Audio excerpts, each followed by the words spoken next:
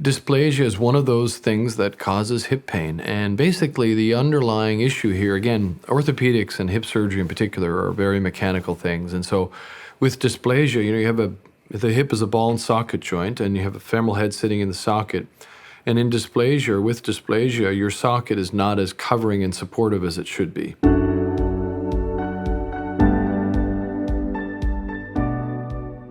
Hip dysplasia is something we've recognized in orthopedics for decades. It's something that we've become much better at diagnosing when people are first born. It's a condition that pediatricians and neonatologists are much more aware of, so we're much better now at picking this problem up earlier on, and the treatment's always better for this when it's treated earlier on.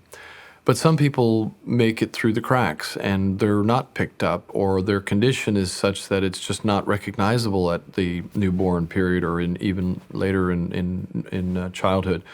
And so I see them. I see people who have hip pain, and hip pain typically is felt in the front of the hip, sometimes the side.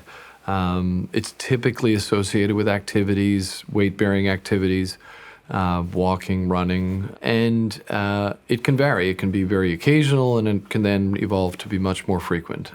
Dysplasia is one of those things that causes hip pain, and basically the underlying issue here, again, orthopedics and hip surgery in particular are very mechanical things. And so with dysplasia, you have the hip is a ball and socket joint, and you have a femoral head sitting in the socket.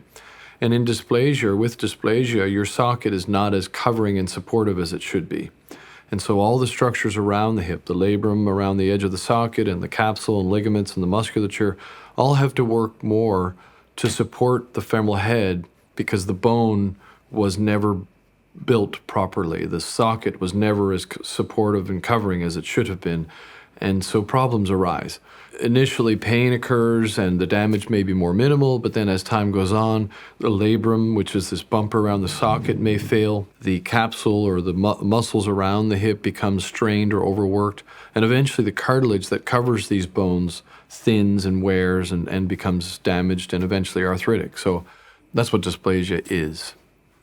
In terms of the treatment of dysplasia, initially we try to, first of all, see if there are activities that may be precipitating pain, like is somebody running too much or more than they should be, or doing more heavier type activities, heavy leg weights, or more contact type sports.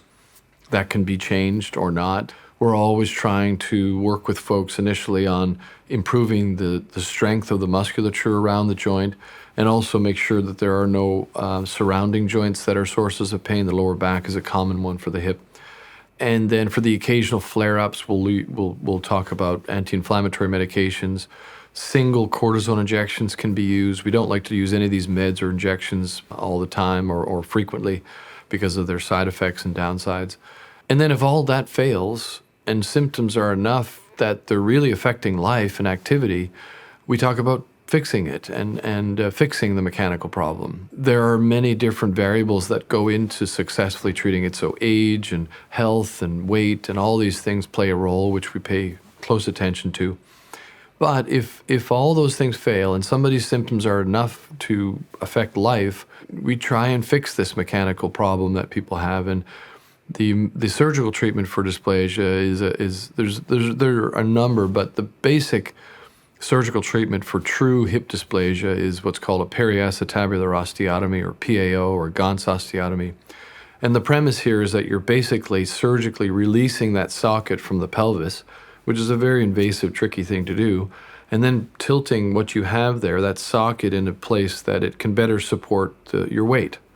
And you fix it with screws, and you get it all to heal, and then you get patients back to being active again. So that's a super simplification of a very complicated procedure and a problem, but the basic premise is you're taking somebody's socket that wasn't made quite right. The socket was never made as deep and supportive as it should have been, and you're making it more supportive. It's a very invasive procedure. There's a lot of commitment for everybody to do this, obviously, but it's amazing when you do it. The change is traumatic. It can be quite satisfying for everybody, and so yeah, this is a procedure that I learned 20 plus years ago and been doing now for 20 plus years. And Really enjoy it. Yeah, it's a very fun procedure to treat and very satisfying. Yeah.